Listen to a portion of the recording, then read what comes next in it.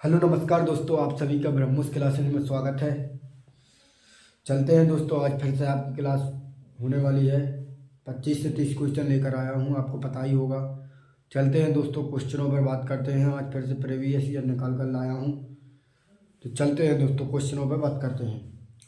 आज का पहला क्वेश्चन है दोस्तों आपका कि सूत्रकणिका के नाम से किसे जानते हैं। आज का पहला क्वेश्चन है दोस्तों, सूत्रकणिका के नाम से किसे जानते हैं। पहला क्वेश्चन है दोस्तों आज का,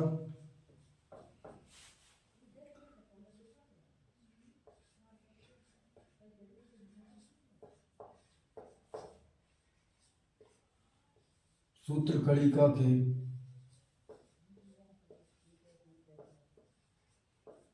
नाम से किसे जानते हैं।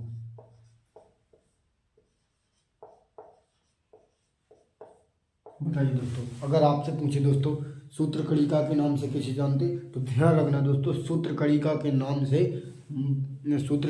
नाम से माइटोकॉन्ड्रिया को जानते हैं। ध्यान रखना दोस्तों, सूत्रकणिका के नाम से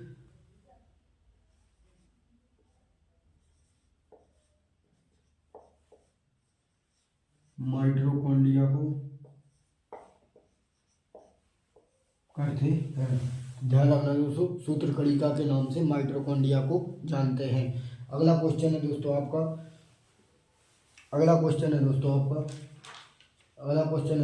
लौंग किससे प्राप्त होती है। अगर आपसे पूछे दोस्तों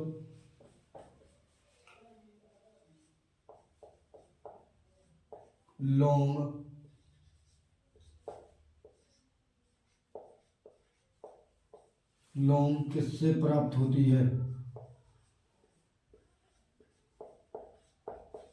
तो ध्यान रखना दोस्तों, लौंग किससे प्राप्त होती है। तो ध्यान रखना दोस्तों, लौंग प्राप्त होती है पुष्पकली से प्राप्त होती है जी। लौंग पुष्पकली से प्राप्त होती है। चलते हैं दोस्तों, अगले क्वेश्चन पर चलते हैं। अगर आपसे पूछे दोस्तों पेनिसिलिन किससे बना होता है। अगर आपसे पूछे दोस्तों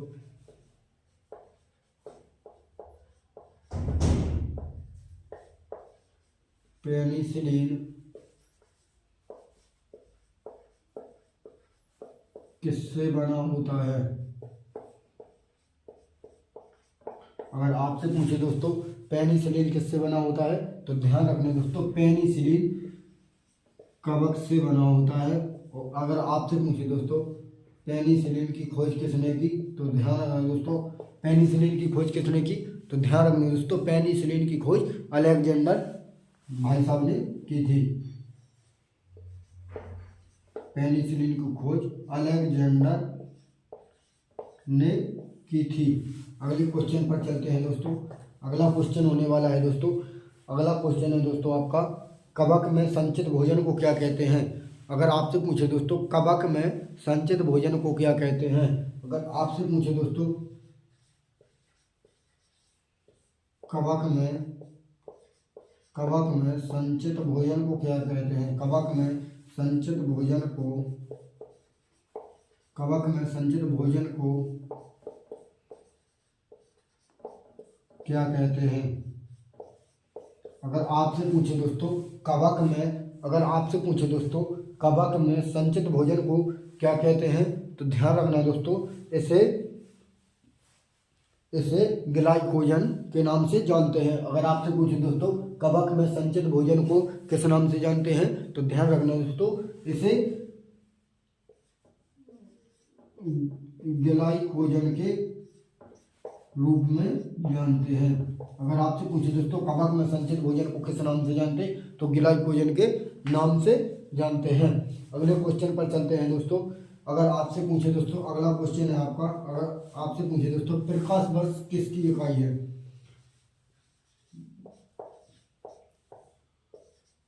प्रकाश वर्ष किसकी इकाई है।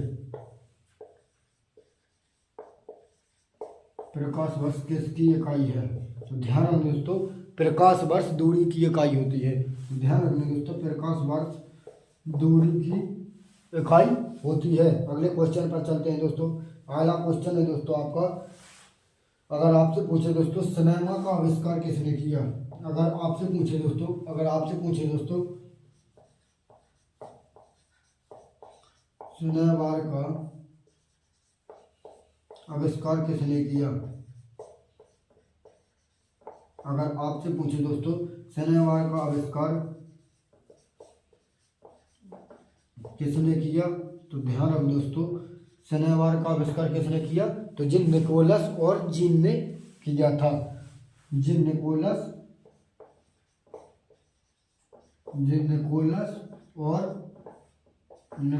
और जीन ने किया था। एक बार रिवाइज करते हैं दोस्तों, फिर अगले क्वेश्चन पर चलते हैं दोस्तों। अगर आपसे पूछे दोस्तों सूत्रकणिका के नाम से किसे जानते हैं, तो ध्यान रखना दोस्तों सूत्रकणिका के नाम से माइटोकॉन्ड्रिया को जानते हैं। अगर आपसे पूछे दोस्तों लौंग किससे प्राप्त होती है, तो ध्यान रखना दोस्तों लौंग किससे प्राप्त होती है, जो पुष्पकली से प्राप्त होती है। अगर आपसे पूछे दोस्तों पेनिसिलिन किसका बना होता है, तो ध्यान रखना दोस्तों पेनिसिलिन कवक का बना होता है, और पेनिसिलिन की खोज अलेक्जेंडर भाई साहब ने की थी। अगर आपसे पूछे दोस्तों कवक में संचित भोजन को किस नाम से जानते हैं, कवक में संचित भोजन को किस नाम से जानते हैं, तो ध्यान रखना दोस्तों जिसे ग्लाइकोजन के नाम से जानते हैं। अगर आपसे पूछे दोस्तों प्रकाश वर्ष किसकी इकाई है, तो ध्यान रखना दोस्तों प्रकाश वर्ष दूरी की इकाई होती है।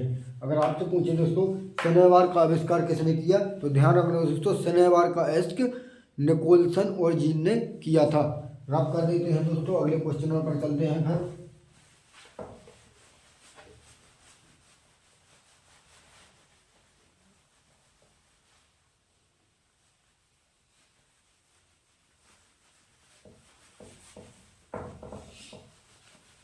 अगले क्वेश्चनों पर चलते हैं दोस्तों। अगला क्वेश्चन है दोस्तों हेमेटाइट और मैग्नेटाइट किसके एस्क हैं। अगर आपसे पूछे दोस्तों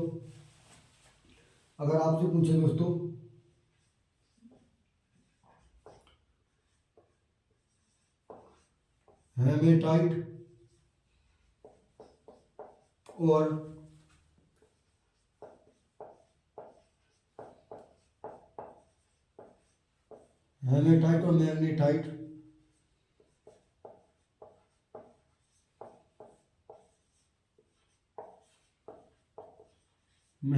और मैग्नेटाइट तो ध्यान रखना दोस्तों अगर आपसे पूछे दोस्तों हेमेटाइट और मैग्नेटाइट किसके एस्क हैं, तो ध्यान रखना दोस्तों ये लोहा के एस्क होते हैं।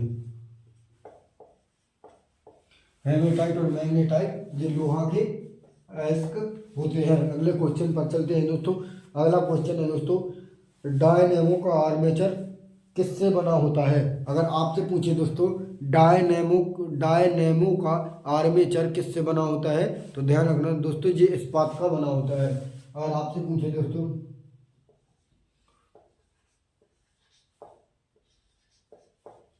डायनेमो का आर्मेचर किससे बना होता है,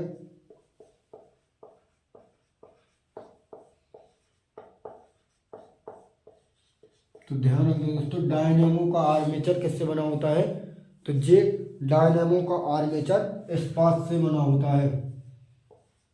डायनेमो का आर्मेचर इस्पात का बना होता है। अगले क्वेश्चन पर चलते हैं दोस्तों। अगला क्वेश्चन होने वाला है दोस्तों, अगला क्वेश्चन है दोस्तों गामा किरणों की खोज किसने की थी। गामा किरणों की खोज किसने की थी,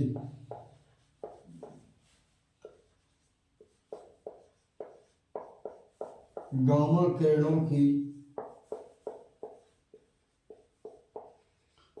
किरणों की खोज किसने की थी, तो ध्यान रखना दोस्तों गामा किरणों की खोज बैकुरल भाई साहब ने की थी। गामा किरणों की खोज बैकुरल भाई साहब ने, गामा किरणों की खोज किसने की थी, तो ध्यान रखना दोस्तों गामा किरणों की खोज बैकुरल ने की थी। अगले क्वेश्चन पर चलते हैं दोस्तों।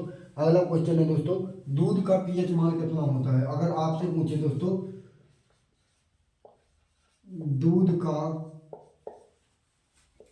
दूध का पीएच मान कितना होता है। अगर आपसे पूछे दोस्तों दूध का पीएच मान कितना होता, तो ध्यान रखना दोस्तों दूध का पीएच मान 6.4 से लेके 6.6 तक होता है।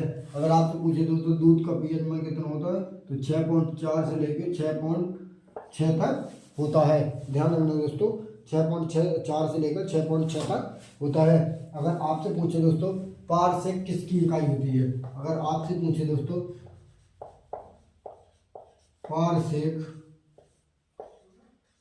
पारसेक किसकी इकाई होती है, अगर आपसे पूछे दोस्तों पारसेक किसकी इकाई होती है, तो ध्यान रखना दोस्तों पारसेक किसकी इकाई होती है, तो ध्यान रखना दोस्तों पारसेक दूरी की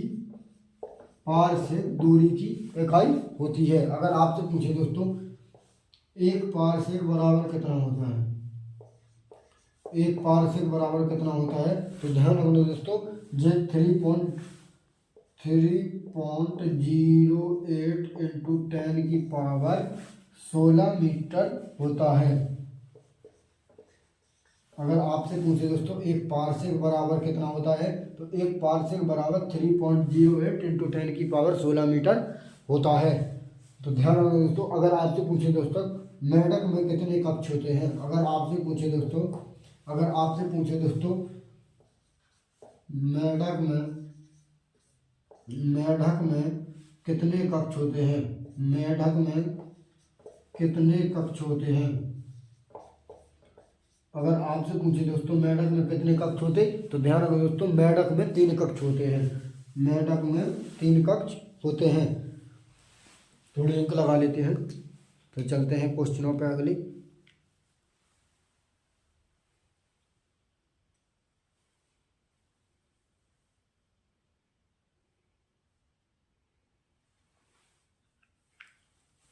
एक बार रिवाइज करते हैं दोस्तों, फिर अगले क्वेश्चन पर। अगर आपसे पूछे दोस्तों हेमेटाइट और मैग्नेटाइट किसके अयस्क हैं, तो ध्यान रखो दोस्तों हेमेटाइट और मैग्नेटाइट ये लोहा के अयस्क होते हैं। अगर आपसे पूछे दोस्तों डायनेमो का आर्मेचर, अगर आपसे पूछे दोस्तों डायनेमो का आर्मेचर किससे बना होता है, तो डायनेमो का आर्मेचर इस्पात का बना होता है। अगर आपसे पूछे दोस्तों गामा किरणों की खोज किसने की, तो ध्यान रखना दोस्तों गामा किरणों की खोज बैकुरल ने की थी। अगर आपसे पूछे दोस्तों दूध का पीएच मान कितना होता है, तो ध्यान रखना दोस्तों दूध का पीएच मान 6.4 से लेके 6.6 होता है। अगर आपसे पूछे दोस्तों पारसेक किसकी इकाई है, तो ध्यान रखना दोस्तों पारसेक दूरी की इकाई होती है। और अगर आपसे पूछे दोस्तों एक पारसेक बराबर कितना होता है, तो 3.08 इंटू 10 की पावर 16 मीटर होता है। अगर आपसे पूछे दोस्तों मेढक में कितने कक्ष होते हैं, तो ध्यान रखना दोस्तों मेढक में 3 कक्ष होते हैं। अगले क्वेश्चन पर चलते हैं दोस्तों, इन्हें रफ कर लेते हैं।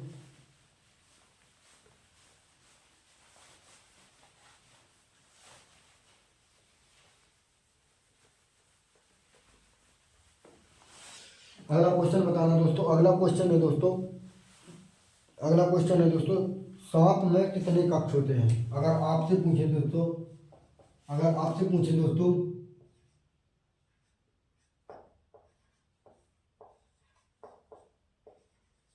सांप में कितने कक्ष होते हैं, अगर आपसे पूछे दोस्तों सांप में कितने कक्ष होते हैं, मनुष्य में कितने कक्ष होते हैं,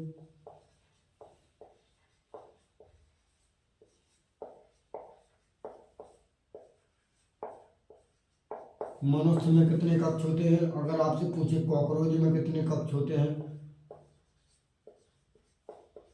कॉकरोच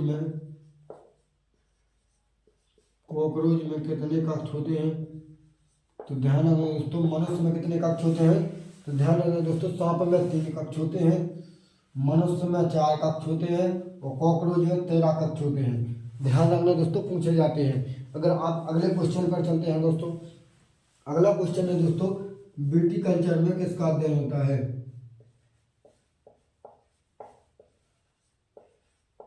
विटीकल्चर में किसका अध्ययन होता है। अगर आपसे पूछे दोस्तों विटीकल्चर में किसका अध्ययन होता है, तो ध्यान रखना दोस्तों विटीकल्चर में अंगूरों का अध्ययन होता है, विटीकल्चर में अंगूरों का अध्ययन होता है, विटीकल्चर में अंगूरों का अध्ययन होता है। अगले क्वेश्चन पर चलते हैं दोस्तों, अगला क्वेश्चन है दोस्तों एपीकल्चर में किसका अध्ययन होता है। अगर आपसे पूछे एपीकल्चर में किसका अध्ययन होता है, तो ध्यान रखना दोस्तों एपीकल्चर में मधुमक्खियों का अध्ययन होता है, एपीकल्चर में मधुमक्खियों का एपीकल्चर में मधुमक्खियों का अध्ययन होता है। एपीकल्चर में मधुमक्खियों का अध्ययन होता है। अगले क्वेश्चनों पर चलते हैं दोस्तों। अगर आपसे पूछे दोस्तों साइटोलॉजी में किसका अध्ययन होता है? अगर आपसे पूछे दोस्तों साइटोलॉजी में, अगर आपसे पूछे दोस्तों साइटोलॉजी में किसका अध्ययन होता है, तो ध्यान रखना दोस्तों साइटोलॉजी में कोशिका का अध्ययन होता है। साइटोलॉजी में कोशिका का अध्ययन होता है। साइटोलॉजी में कोशिका का अध्ययन होता है। अगले क्वेश्चनों पर चलते हैं दोस्तों। अगला क्वेश्चन है दोस्तों पादप और जंतु के बीच की कड़ी को क्या कहते हैं? अगर आपसे पूछे दोस्तों पादप और जंतु के बीच की कड़ी को क्या कहते हैं, अगर आपसे पूछे दोस्तों पादप और जंतु के बीच की कड़ी को क्या कहते हैं? अगर आपसे पूछे दोस्तों पादप और जंतु के बीच की कड़ी को क्या कहते हैं, तो ध्यान रखना दोस्तों पादप और जंतु के बीच की कड़ी को युगलीना कहते हैं। पादप और जंतु के बीच की कड़ी को युगलीना कहते हैं। एक बार रिवाइज करते हैं। अच्छा इधर लिख देते हैं। अगर आपसे पूछे पादप और जंतु के बीच की कड़ी को युगलीना कहते हैं। अगर आपसे पूछे दोस्तों कोशिका सिद्धांत किसने दिया? अगर आपसे पूछे दोस्तों कोशिका सिद्धांत किसने दिया? अगर आपसे पूछे दोस्तों कोशिका सिद्धांत किसने दिया, तो ध्यान रखना दोस्तों कोशिका सिद्धांत स्लाइनर और स्वान ने दिया था। स्लाइनर और स्वान ने दिया था। अगर आपसे पूछे दोस्तों कोशिका सिद्धांत स्लाइनर और स्वान ने दिया था। अगले क्वेश्चन पर चलते हैं दोस्तों। अगला क्वेश्चन है दोस्तों आपका पेड़ों की सुरक्षा करना किसका कार्य होता है? अगर आपसे पूछे दोस्तों पेड़ों की सुरक्षा करना किसका कार्य होता है?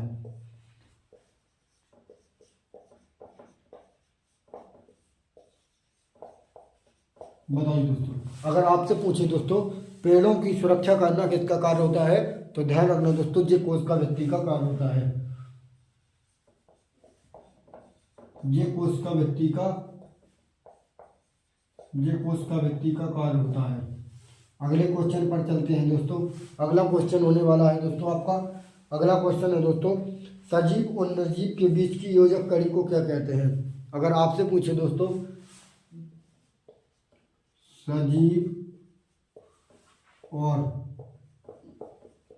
सजीव और निर्जीव के बीच की योजक कड़ी को क्या कहते हैं? बताइए दोस्तों। अगर आपसे पूछे दोस्तों सजीव और निर्जीव के बीच की योजक कड़ी को क्या कहते हैं, तो ध्यान रखना दोस्तों सजीव और निर्जीव के बीच की योजक कड़ी को वायरस कहते हैं।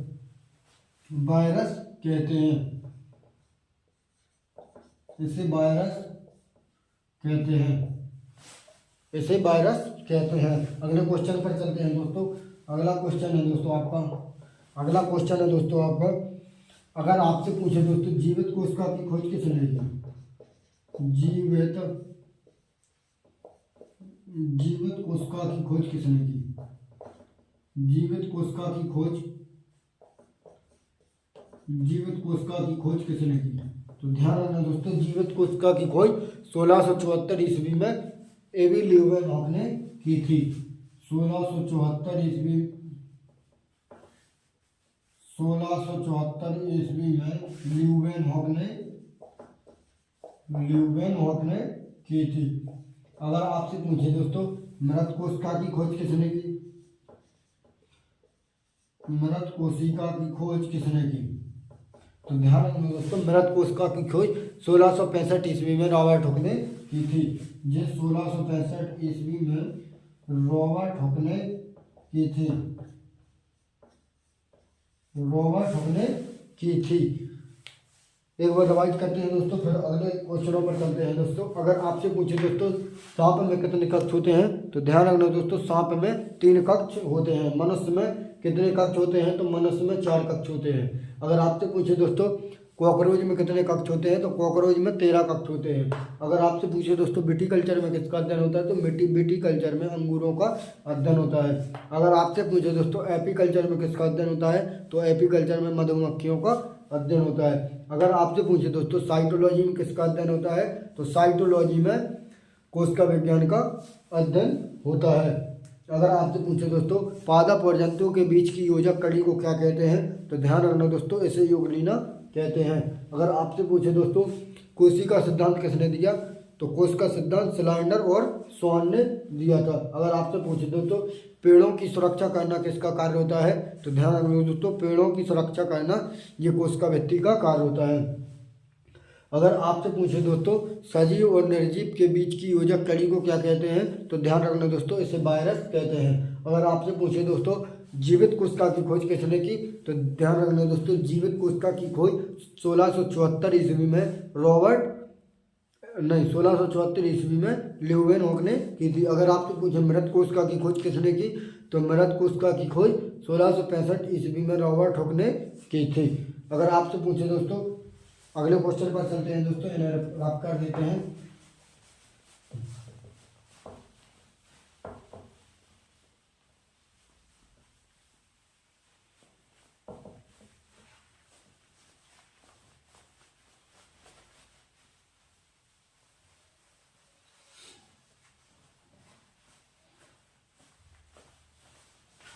अगला क्वेश्चन है दोस्तों आपका, अगर आपसे पूछे दोस्तों सबसे छोटी कोशिका कौन सी होती है। अगर आपसे पूछे दोस्तों सबसे छोटी कोशिका कौन सी होती है,